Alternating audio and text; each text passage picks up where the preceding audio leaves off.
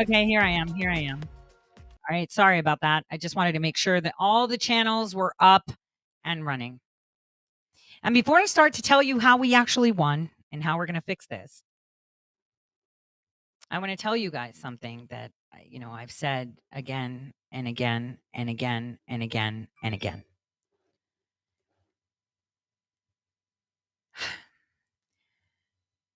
I want to remind you of a truth that often gets overshadowed in the glitz and the glamour of this modern world. We live in an age where influencers and media stars capture the spotlight, where success seems to be defined by likes and follows, by post, repost, retruths, truths, whatever.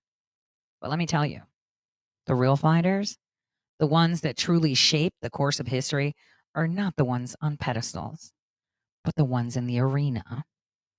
It's easy to get lost in the allure of those who seem to have it all. But remember, they haven't faced the battles, the struggles, and the failures that shape character and forge resilience.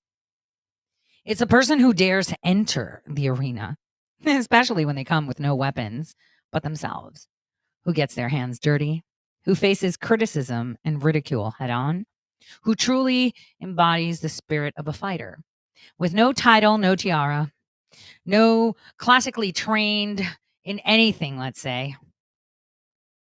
The man or the woman in the arena knows the sting of defeat and the taste of disappointment and the weight of uncertainty. They understand the challenges of pushing forward when the odds are stacked against them. They've learned that glory isn't found in a spotlight, it's found in relentless pursuit of a goal, despite the setbacks. The world might idolize the famous, but it's the underdogs, the fighters, that really make it real. Now, one might say, well, did we win? Oh, yes, you did. And are you not entertained? I am going to tell you how we won when it comes to election integrity. Who's ready? And this is something no one, and I'm going to tell you, there's about, I think it's like 200 and somewhat cases currently across the United States that no one hears about because they're not on some famous conservative or conservative Inc. or liberalism Inc. podcast or vlog. People in the arena understand the challenges of pushing forward when the odds are stacked, right? They're the ones who innovate, who challenge the status quo, and who disrupt the norms. They aren't deterred by failure or deterred by naysayers or people that say, "Oh, don't talk to them." They're fueled by passion. "Oh, don't do it. It's so much. It's like we can't do it." They're fueled by resilience. Oh, well, then why doesn't so and so help you with it if it's so good? And a burning desire to make a difference. So, don't let the allure of fame blind you to the true source of strength. Don't be content to simply watch. That's all they do is make content. But don't be complacent. Don't sit on the sidelines marveling at the influencers and the stars. You're the stars. You're the fighters. You're the elite. You're the ones with the power to reshape your destiny to change the world. Remember the words of Theodore Roosevelt, who spoke of the man in the arena? The one who strives valiantly, who errs, who comes up short again and again and again, but knows the true taste of achievement. And who dares greatly.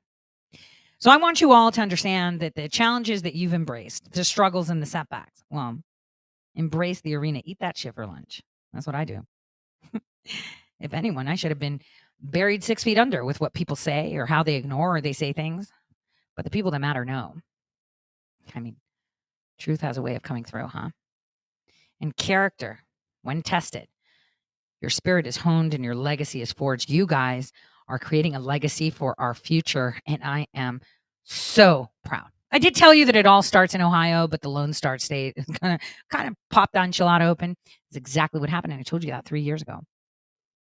The arena waits, and it's time for you, the people, to show. So today, not only will I showcase to you how we win, and I'll tell you how that happened.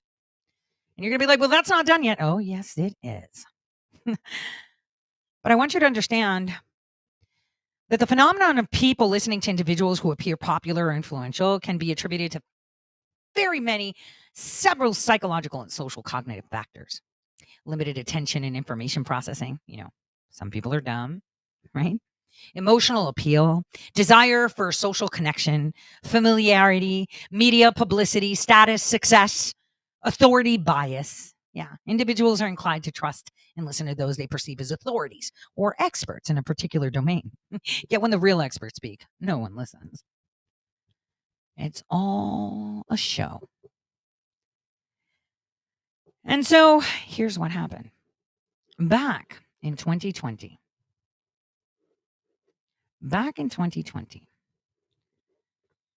when I went to Washington, D.C., I sat in front of many people and I said, hey, oh, they did this. Yes, they did. Oh, they did this. Yes, they did. I say, do not chase the ballots and the truck drivers, because we already know they're manufacturing evidence to match the digital evidence. Do not do that. I said that loud and clear. I even said it live on air. It's all documented. You can't just say I didn't. And I sat in front of all those leaders that you cheer for, right? All those leaders. And said, here's what we're going to do. We're going to do and use the booby trap they had for President Trump in case he won. Whoa, what's that, Tori? The elections that were held in November of 2017 are null and void. The elections held in November of 2018 are null and void. They all laughed. And I said, that leaves us with about 56 senators in Congress. Well, just the ones that had special elections. And they laughed at me. And I said, what? You want to go chase ballots. You want to educate America and the world on how source code works.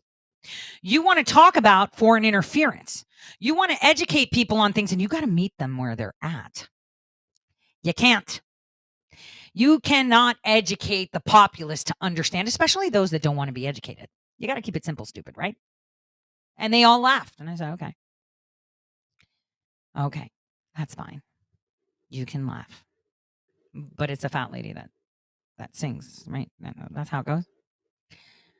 So they laughed. And I said that again and again and again. But for some reason, I couldn't find the right. But obviously, you, the people, not me. You, the people, not me, started to take control of your own communities. And you filed, do you remember those quo warrantos? Boy, did that quo warranto help today. So all of you filed those and everyone laughed because you went pro se. It's almost like I knew there would be no lawyers. But I digress. So you all filed these quo warrantos that everyone laughed at. And then we filed federal lawsuits. How many times did I hand out my debit card so that we can pay for it? Right? Because in essence, you're my employer, so why not give back to my employer, right? That's the way it goes. And all of you filed these suits. And all of them failed. Because judges were throwing them out. But they served their purpose. That's the way it is. It's almost like back in 2017 when I sent letters to every single member of Congress and every single member of the Senate and said, hey, the election machines aren't certified and we have elections in November of 2017. What's going on? Not one congressperson responded to that. But you know who did? It's actually in my fucking affidavit. Senator Wyden. Senator Wyden sent a letter to those institutions that we call VSTLs that certified that the machines are good to go and they're safe. And said, yo, we got to make sure that you have certifications. Can you make sure of that? So for that reason, thank you, Senator Wyden, or whatever staffer wrote it. Because we only needed one tiny little stone to bring it all down. And here's where the tiny stone lies, in a little county in Texas that got there. So I did that. One tiny, tiny, tiny thing. Because I was like, well, this is curious. Right before Trump takes office, Obama decides that he's going to hand elections over to DHS, and CISA, whatever you want to call it, was created right before he took office. And during that year, if you remember, they implemented the mandatory, almost you better, use of CISSecurity, which is a wholehearted branch of DHS, CISA. So your elections are clearly federalized, but they're not telling you that.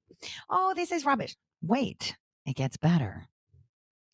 So in 2019, if you remember, Millie Weaver went down to Kentucky, having received information from a whistleblower. And I analyzed all of that, and I talked about how they did their scam on changing the votes and altering things. But, I can't educate everyone, even though it's simple algebra, to understand it. This is really hard. It is extremely hard to educate people that do not understand technology, that do not understand those concepts. Occam's razor. Parsimonious. How many times have I said that over a decade on Twitter and on the radio? The simplest answer is usually the right one. And here's proof of that. As you all know, I ran for Secretary of State. Oh, yeah, and you failed. No, I didn't. I won. I'll tell you how I won. Everyone keeps screaming, we need patriots to run. How many of you can actually run? Will the GOP fund you? No, because the GOP blocked me. They blocked me so hard that they broke the law blatantly to keep me off. It was actually the GOP that contested me being on the ballot. Why? Because as an independent, I have the right to inspect the counting of the vote. See, while all your fantastic influencers were laughing at me, right? They didn't understand how a genius thinks, because they're not geniuses. But geniuses, there's always a method to their madness. It went all the way up to the Supreme Court. And by the time it got there, the elections were over. So how am I going to observe the counting of the vote? Which means I had to see the software, right? But, all the petty idiots laughed. But I won. Wait till you see what we're doing in federal court with that. Now, during that time, I learned a lot of things. Sometimes to dispel the darkness, you have to go through it. And you're going to see why Texas matters in this too. So we have the one thing where I said there were no certified machines in 2017 and 2018 elections. And I can prove that without refute. So much without refute that a judge in Texas could not rule against the people that filed. And I'll want you to pay attention. But while I was running, they tried so hard to knock me off the ballot that they broke the law. That on the day that they were sending off overseas ballots, pay attention to what I'm telling you right now. We're not just talking military, we're talking overseas ballots. The Secretary of State of Ohio said she doesn't have to be concerned about that because I send it off by PDF. I only email the embassies a copy of what the ballot should look like, and then they print it off and people vote. And I said, wait, what? Hold on a second, what? So keep those two things in mind right now. So you, the people, not me. You, the people, did this, not me. And I'm pointing this out. I'm just the think tank. I'm just the previous super deep stater. Here's what they did. They went pro se, but they didn't target the 2020 elections. See. They did not target the 2020 elections. Like I always said, and to all of these people that are big and smart and geniuses, I told them, maybe we shouldn't focus on 2020. You kidding? They did this. They had all these mules. And I said, yeah, I told you they were going to do that because we had that ready in Ukraine too. Because I rigged the elections in Ukraine. And there's an actual expert that it's going to be amazing. I hope all of you are going to the Lindell event. That will reinforce that notion. But so, don't forget, sign up for the Lindell event. It's next week. So, having said that, I had already said they will manufacture the tangible evidence to match the digital evidence. We already know that. So we're going to catch them. And then what? It doesn't matter. The media is going to give you the response. And I actually told everyone that in summer of 2020. Hey, you know who's going to call your elections? The media. And you're going to bend the knee. President Trump already knows. You think he doesn't know? Yeah, he knows. He also knows who his people are ignoring and who his people are listening to and who are his real people. And you know who are his real people? You, the people. Because let me tell you a story about a woman in a small county. This small county had a special election in one of those years, 2017, 2018. Based on my affidavit, they said, hey, we had this special election in our county in 2017 or 2018. I'm not going to specify so I don't out the county. And, we asked the election commission for give us, the board of elections of our county to give us the certifications of the machines to show us that those machines were certified. And they went to court. And they went through discovery. They had standing. And guess what is on the record? No certifications exist. Huh? And the thing is, they can't manifest one and retroactively produce it. Who wants to take a wild guess? Let me watch the chats. Why can't they retroactively produce one and say, oh, here it is. We just misplaced it. Somebody tell me why. Somebody tell me why they can't do it. I'm checking all the chats aside from Twitter. I can't look. Somebody tell me why they can't produce it, even if they wanted to do it. This is a tiny, tiny stone. It's like Goliath. And this woman rocked it, and she was so nervous today. And the judge is very nervous, and I'll tell you why. So why can't they do it? Nope, it's not metadata. Nope, because they can make that shit up. I can make up fake indictments against you. So it doesn't matter. Tell me why they can't do it. Here's why. Something that I also told your leadership in 2020. According to a congressionally passed law called the HAVE Act, the certifications must be signed by the EAC commissioner. Okay, so they'll just fake a signature. Yeah, but there was no EAC commissioner. Because they were so fixated on get Trump, Russia, right? They forgot there was no fucking quorum. The EAC agency could not operate for those 2 years. 2 years. Nothing was valid. The EAC was not operating because there was no quorum. Do you pay attention now? Do you see how you box people in? Let me tell you, I don't just self-proclaim myself as the best game theory. I will box the shit out of you in if I want to. And I was planning this all along while watching from 2015 from the presidential transition team that I was screaming at the top of my lungs, which was the same way Podesta got us in to the Trump, transition, right? But nobody listens because, I'm not popular. I'm just the think tank. Genius think tank. And I just want to be cocky just because I'm mean right now. But here's the awesomeness. They went to the judge. Would you like me to read quotes from this transcript? I'm just going to find the documentation of what this judge said. So they were supposed to produce this documentation. They're going back and forth. And the court said, hold on, because they just they bought themselves 45 days. And this is where I need all of America to act. I don't care if you don't like me, do it for your country.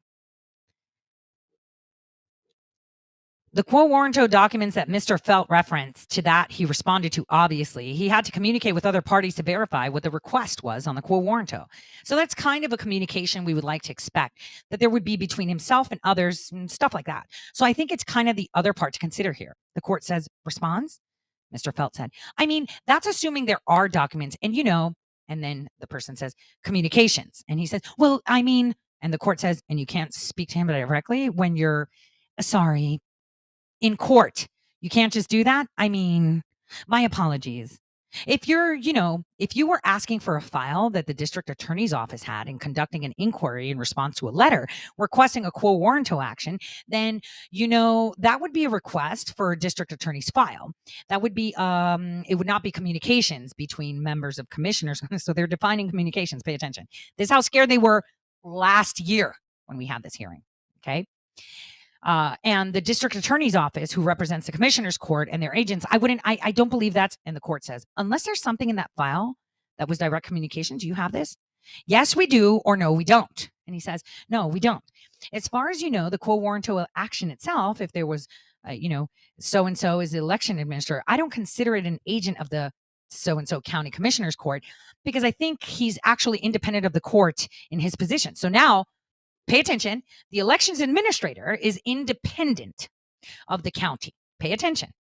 The court. So who hires and fires him? Well, they may hire and fire him, or they may not. I don't know. And then, the elections administrator chimes in. Judge, I'm hired by the election commission with approval of the commissioner's court, who takes my salary. The election commission could recommend to hire or fire me. And then commissioner's court would either agree with that or not. But in my day-to-day stuff, I do not report to the commissioner's court. Court says, okay. Again, I'm just now seeing this morning. I need to look at this, I think, a little bit more carefully, says the judge.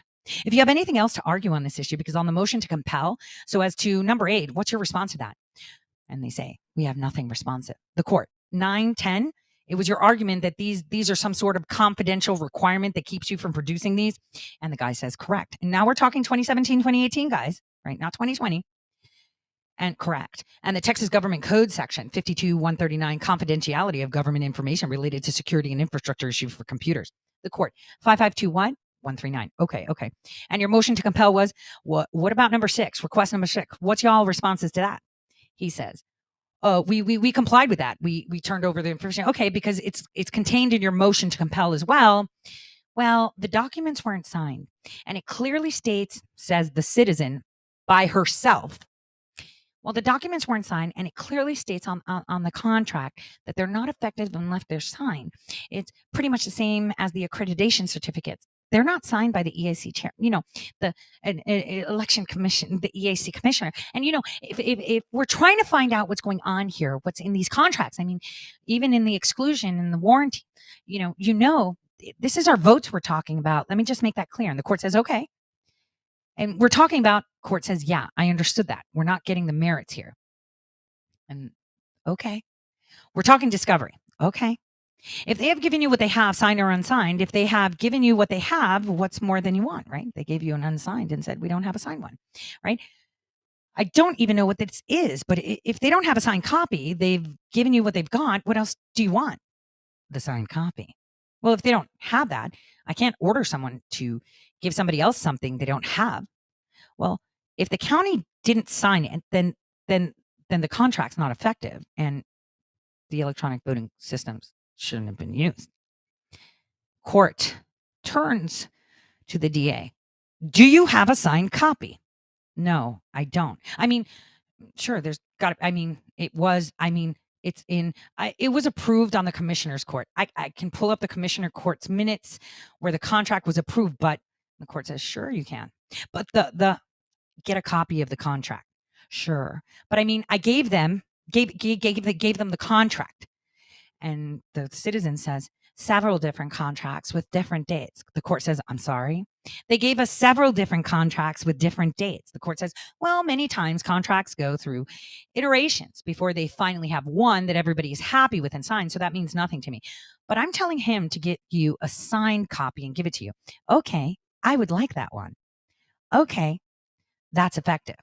I think we've talked about blah, blah, blah, blah, blah, blah, blah. And then they arrange. They don't have the document. Let's move forward to what happened after that. Are you ready? Because this is where it gets fun. Bottom line is, the county could not produce a signed, verified EAC certification for the machines during that election. Now, I want you guys to understand what that means. Think about it.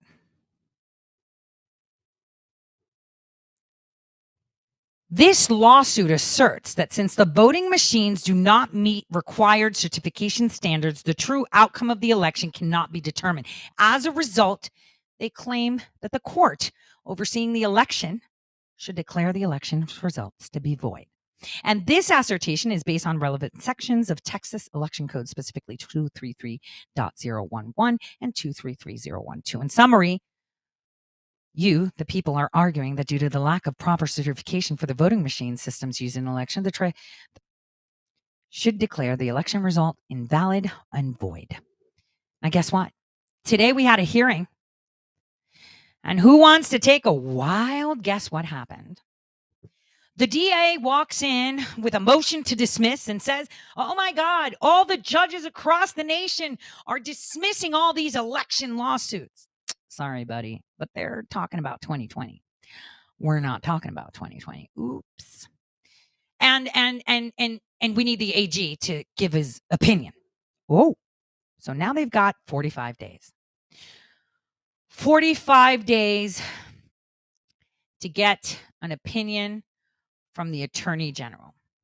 So what is an opinion by the Attorney General? That refers to a form of legal interpretation or advisory statement provided by the Attorney General of the jury. Why would the judge say, okay, we'll get that?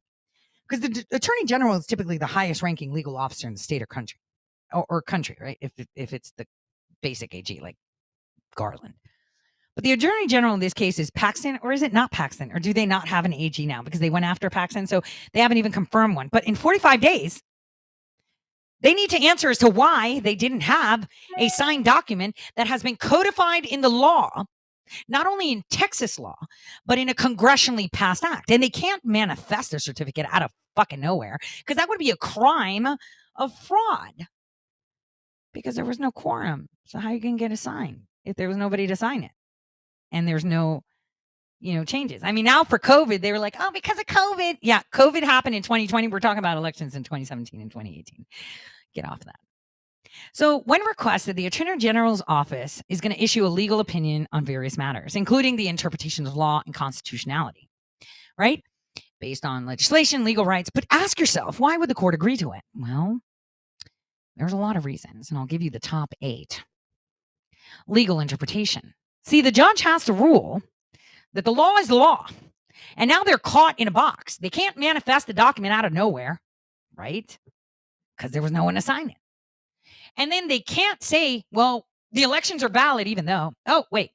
And then we could go into statute of limitations. Oh, it's been like 5 years. Actually, this is a constitutional-ish provision because this is a federal congressional act, and we have the right to be heard. So it's a violation of your First Amendment.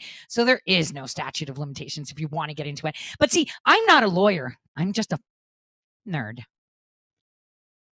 And so here's where we're at. Why is the judge okay? And why did the DA ask? And oh, yeah, they removed Paxton. Let's see. If I can do predictive analytics, others can too. You see, this is how they operate. But then there's also this reason of uncertainty. There's uncertainty of the interpretation. Like, what do we do? This has never happened before. What are we going to rewind the clock? That would mean anyone elected in Texas in 2017 and 2018, including judges, would be null and void. Damn. That would also mean that the senators and congressmen that were elected in Texas on a federal level in 2017 and 2018 would be null and void too. Oh, we can't do that. You can't do that. That's legal. That's a constitutional issue. Pointed out. So which one is more important? Ensuring that you have the right to your First Amendment to be heard at the ballot box, or, oh, it's going to disrupt things? Well, let me tell you how this would work.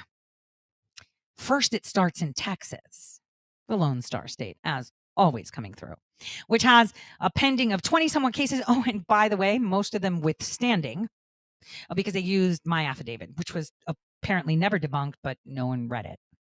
And so right now, it kind of looks like Pelosi, when she was reelected in 2018, wasn't valid. So the things that she did as Speaker of the House, not valid. The money that they spent, not valid.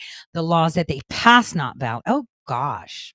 See, if we would have done this in 2020, it would have been much easier. Yes, I'm of the fact. Let them see how bad it gets. But we could have fixed this. Right now, we could have been at the we're fixing this. And in 2022, we would have been having special elections for actual American citizens running rather than propped up, groomed idiots that conservative Inc. and liberal Inc. wanted. So I urge every single one of you that can hear my voice today, look to your county. Find in your county where you had special elections, like, I don't know, maybe some senator died or resigned, or local, even if it's like state legislator or judge, anything. Find a special election that happened in 2017, 2018. Get into your state groups and analyze and file the shit out of it in your county courts. The law is the law. Oh, and if all of you want to see what the codifying, of the HABA Act in your state, if it was, mandated or suggested to follow the HABA Act, please refer to your admins. That document was actually scrubbed from all databases, but I had it because I was watching our election. See, I may not be the person that writes the code for the machines. It's global election management system, so it's the same code globally, but whatever. But I know how they work. I'm actually a specialist, not your stupid pundits. But I'm a grifter. So here's what I need everyone to do. You want to fix this? This is how you fuck shit up. You find the elections that were deployed in your state, in your county. Go local. Don't even worry about federal. Focus on your local. Because once you do your local, well, that's the foundation. So I guess it pops off. Don't talk about the counting of the ballots, okay? We don't care, okay? We don't. At this point, we're sticking to the freaking law. Don't get into the weeds of things. That's the thing that I've always said. If we get into the weeds, we get lost. We got to have laser focus. Just a tiny little stone. That's how you take out Goliath. You don't go in there with a boulder or with a fire hose. So go to your county. See where you had some special elections for some judge, a city council member, whatever it is, okay? Take 2, 3 of your friends. File a suit. Say during those elections, maybe I'll post a lawsuit or one of the many that are currently happening in the United States that you're not hearing about because Conservative Inc. is busy telling you to focus on other things, which you will not be able to fix if your elections aren't fixed, okay? We can't fix things, right, if we don't have elections, okay? We can't fix things if we don't have elections, right? Okay. So let's focus on what matters. Elections. Laser focused in your county, 2017, 2018. They cannot refute the law. They will come at you and say, well, it's been 5 years. Well, I was just made aware of it. And, rights and all. So it's pretty interesting because it is at that point that you're going to find that there are things that are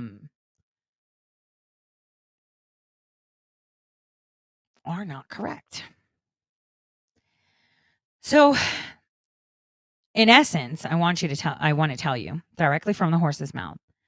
The DA was withholding from Discovery communications we requested between them and the county commissioners and all their agents and employee representatives on the topic of certification of the machines.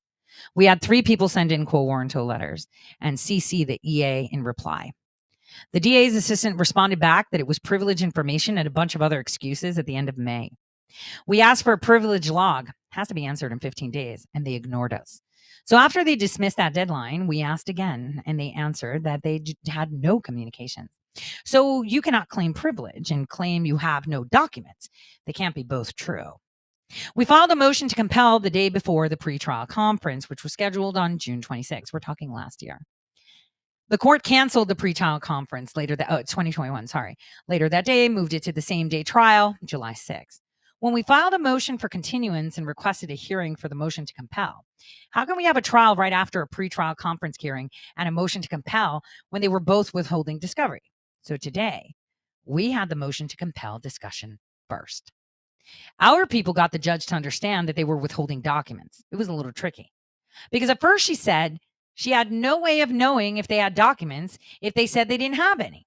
They explained that 2 exhibits were filed into the case, CC'd to the EA. So they had documents that were responsive. So the election authority was and the DA, they had communications. So they had documents that were responsive to the request because we saw, they say, that they were CC'd on the email. So they lied on the record. The guy who signed the letters was in the courtroom. She did not understand that the defense did not provide those. We did. So in other words, the defense, the county, withheld information. We have a really big problem with FOIA and sunshine laws, man. Remember, I caught the attorney general, the now dead, suicided North Dakota attorney general on that, right? And he lost a huge Supreme Court case because of that. But anyway, so they withheld it and they lied, but we already had the documentation. Oh. So my other friends closer to him, and his body was shaking. Another said his voice was shaking. We know he's lying, and we assume he's withholding their communications on how they decided to answer to the quo warranto letters. Eventually, the judge understood that what they were saying and told the DA to produce it, and she started going down the rest of the items, and they declined to answer or claim some excuse. She was really interested in the CIS's security and DHS questions we had asked about, and that they had excused away for security reasons. She also said she needs to study our documents some more. She's a retired judge and only got our motions this morning. She said if she had been sick for the past 2 weeks, she granted the continuance, and this is why we were here today. The shady judge that they had last year who trampled on the Constitution to deny the county chair to case on the merits of a TRO hearing and one witness, well, they hit her out. One of them was at the petitioner's table with 2 other ladies, and I was mostly out of the view of the judge since I was on the side. I did not want a disadvantage in this case. Guys, this is how you freaking win. This is how you win. You are relentless, and the more they say no, the more you say, okay, I'll just jump that wall too. The more they say no, okay, I'll just break your wall. The more they say no, you keep coming because you have them in a box. They cannot move. The law is the law. They cannot change the law. All of you out there should be on your computers looking when you had special elections in 2017 and 2018. Pull it. Find the dates in your county. Now, if you don't have any in your county, look in your state. And then you could just follow the template. And that's it. The HAVA Act is congressionally passed, but if actually people pay attention to it, it's the pre-work to get you guys on a digital election system where you won't even see your vote. It'll be on a QR code with your COVID pass and your ID and all that stuff. Okay? Read it. Know it. Because they can't just do it one day from another. So that's number 1 on the list. We actually won. And while all these people that have paraded around the nation showing you all their phantasmical lawsuits and no standing, except for Georgia. Georgia, that's what's up. Georgia's coming into focus. I did tell you that indictment's coming from there a long time ago, right?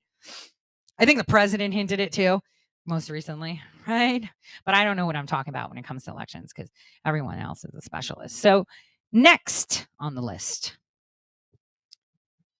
Do you guys know that, I lived overseas, right?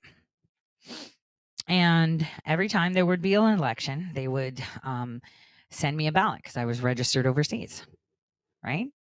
Fantastic. Now, what would happen? That ballot would come to me and I would fill it in and I would send it back. But as I said before, I ran for Secretary of State in Ohio in 2022. Everyone was laughing about it. So dumb. Because, I can't expect idiots to understand what smart people do. And Ohioans, especially my campaign team, geniuses. Okay? Understated geniuses.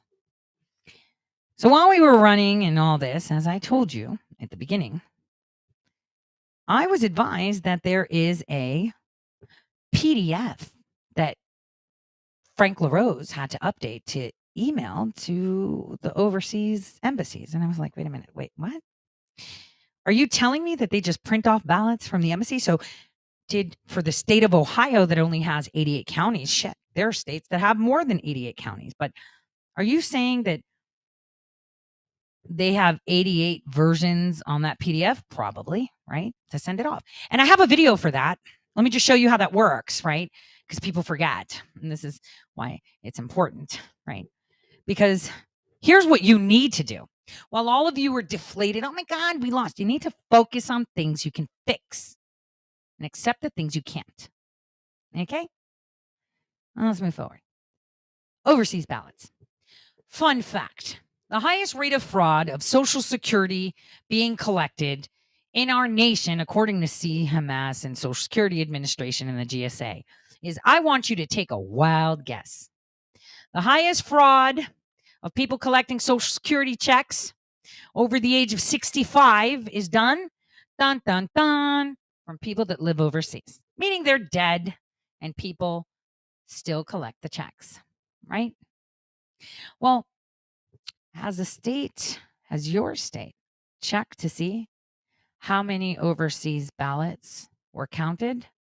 I mean, I'm pretty sure that if we want to find 12,000 votes in Georgia, we could look at the overseas ballots. I'm pretty sure in the counties that gave you Biden that were close, neck and neck.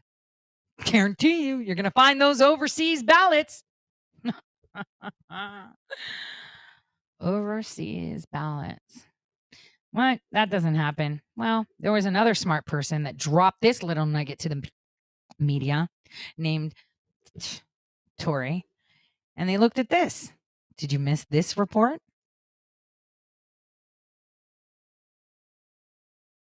The ballots sent to Michigan's military and overseas voters. The Secretary of State believes 400 of those incorrect ballots were printed today. They have the wrong vice presidential candidate listed under Donald Trump's name. Let's get right to Mara McDonald with more on what Benson's office has to say about it tonight. Mara. Well, Devin, tonight they're saying that this is a temporary error. That's number one. Number two, if any of these misprinted ballots do get voted and do get returned, there is a workaround. Take a close look at this ballot headed to Michigan's overseas and military personnel. Under Donald Trump's name is not Mike Pence, but Jeremy Cohen. Who is Jeremy Cohen, I hear you asking? Well, he actually goes by his nickname, which is Spike, and he's the vice presidential candidate for the Libertarian Party. How do Michigan ballots get printed with this kind of an error? Per Jocelyn Benson's office, quote, there was a temporary error in the QVF data that caused some ballots downloaded today to display incorrect ballot information when clerks downloaded the QVF ballot sent to military and overseas voters.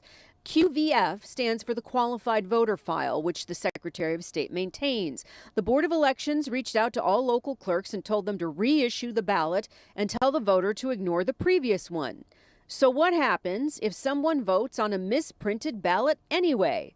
Tonight, the Secretary of State says it will still count.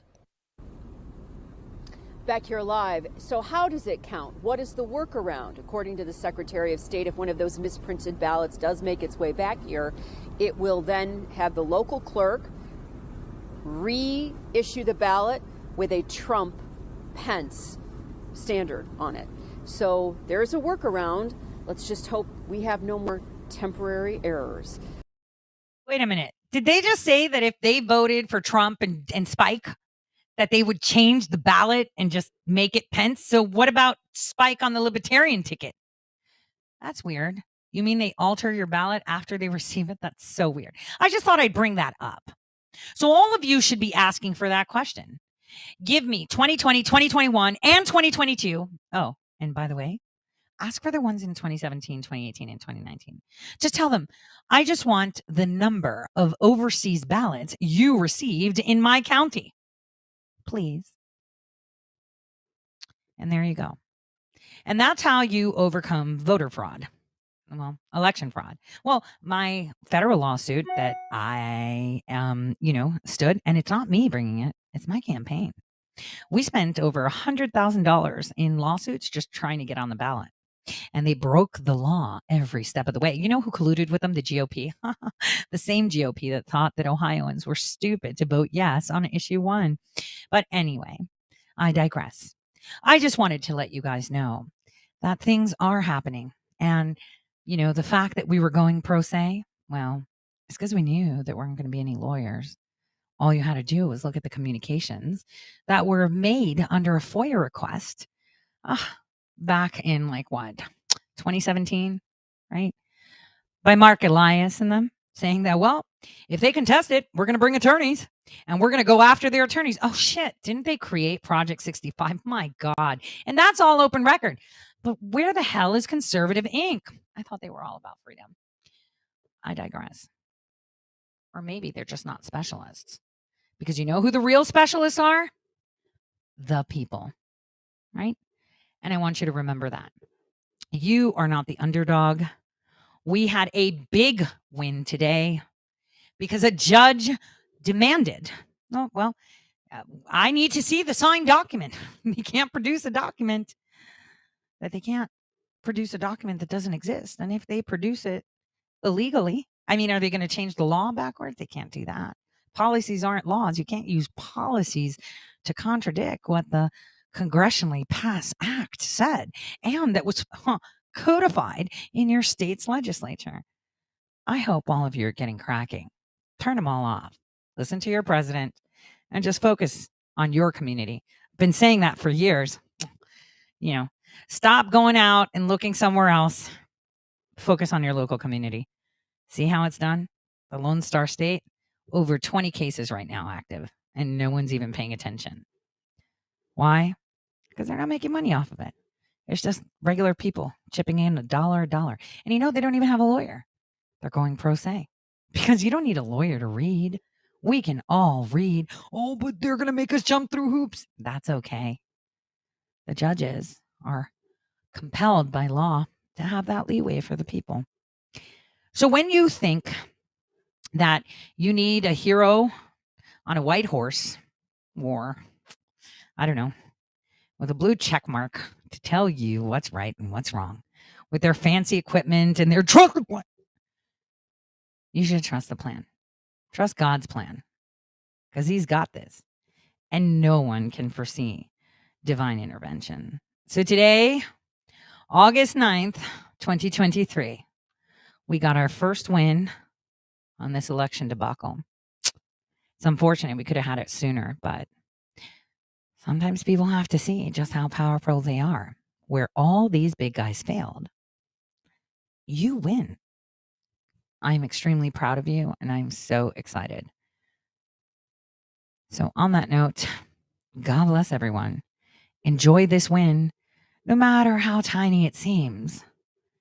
You only need one thread to pull to destroy the whole thing. That's all you need.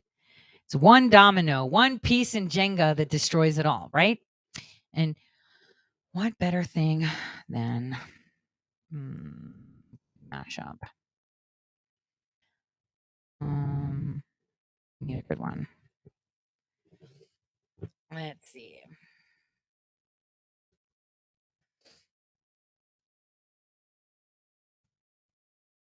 It should be like a theme song. There we go. It's one of my favorites.